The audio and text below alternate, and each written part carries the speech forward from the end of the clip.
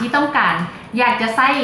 คีย์บอร์ดไวเลสที่เน้นความทนทานและใช้งานง่ายอยากจะบอกว่ารุ่นนี้มี6ข้อดีและข้อดีทั้งหมดนั้นมีอย่างแน่เดี๋ยวเขาจะมาบอกกัน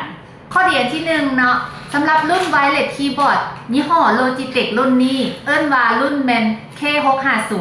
รุ่นนี้แมนเป็นการเชื่อมต่อแบบให้สายที่ใช้งานเชื่อมต่อ USB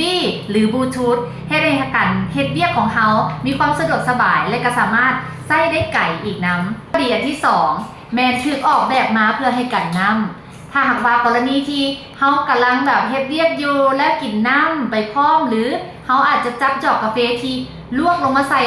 บางข้างเป็นซัวขาวนะแมนถือว่าสามารถกันน้ำได้โดยที่ว่ายังสามารถนำใช้งานได้ต่อเพียงแค่เขาเซตให้มันสะอาดก็พอให้มันแห้งเนาะ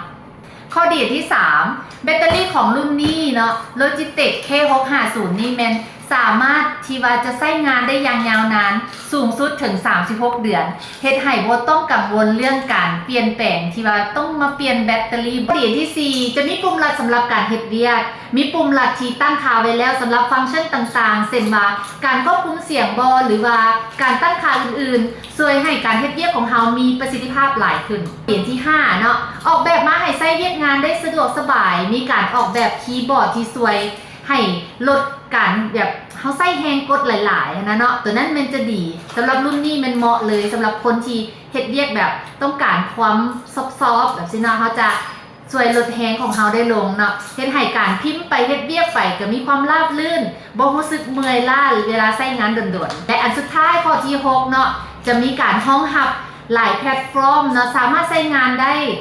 กับแพลตฟอร์มที่เป็นระบบปฏิบัติการเช่นว่า Windows บ่เป็น Mac OS หรือว่า Chrome OS Linux แล้วก็ Android เนาะสามารถใช้งานได้อย่างดีฉะนั้นแล้วใครที่ต้องการคีย์บอร์ด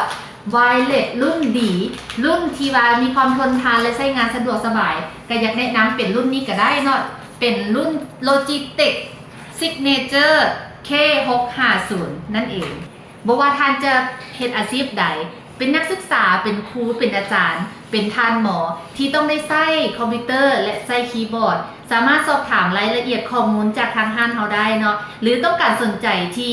รุ่นที่มันมีความลึกกว่านี้เนาะมีสเปคอื่นๆจริงๆก็สามารถสอบถามได้มาทางขายไว Enterprise ของพวกเราเนาะสอบถามและปรึกษาได้ฟรีพวกเรามีทีมงานในการให้คำปรึกษาและเซอร์วิสหลังการขายพร้อมสำหรับ2คนอีกทีมีการสั่งซื้อจากห้างของพวกเขาจะมีของแจกของแถมเป็นเสื้อและทาน Panasonic ให้เนาะติดต่อเข้ามาได้ที่เบอร์ด้านลุ่มนี้สำหรับมื้อนี้ขอบใจหลายๆ